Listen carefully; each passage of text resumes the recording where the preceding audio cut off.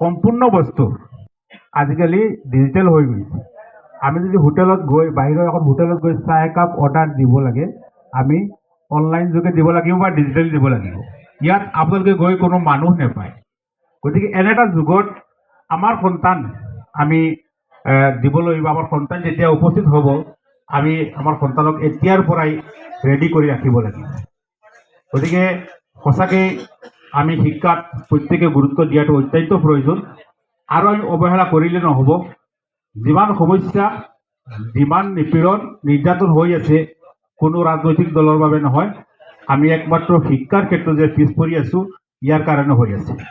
আপোনালোকে চাওক, পৃথিৱীত যিমান জাতি আছে, কোনো এটা জাতি ইমান কষ্টৰ সন্মুখীন হোৱা নাই, তেওঁলোকৰ শিক্ষা আছে। কিন্তু আজি আমাৰ ওপৰত কেৱল এই অসমত চিন্তা কৰক কিমান সমস্যা হৈ আছে প্ৰত্যেক দিন।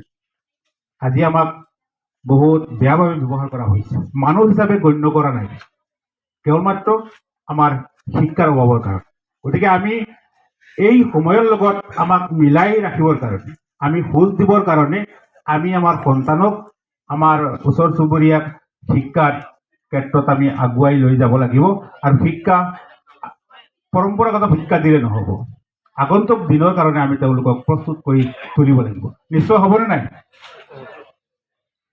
আপোনালোকে হয়তো মোৰ কথাখিনি গম পোৱা নাই, কিন্তু আমি কিছুমান ডিজিটেল বস্তুৰ লগত জড়িত, সেয়ে অনুভৱ কৰিব পাৰিছোঁ যে আগন্তুক দিনত শিক্ষাৰ কিমান প্ৰয়োজন আছে।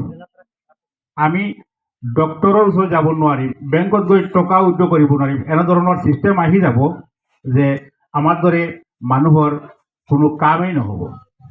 ডিজিটেলি হ'ব লাগিব আমি প্ৰত্যেকে। গতিকে আমি ইয়াতে বন বান্ধিব লাগিব যে আমি আমাৰ সন্তানক আৰু ষ্ট্ৰং কৰি ফিউচাৰৰ কাৰণে ৰেডি কৰি ৰাখিব লাগিব। আৰু ইয়াৰ বাবে আমি দুয়োটা পক্ষৰ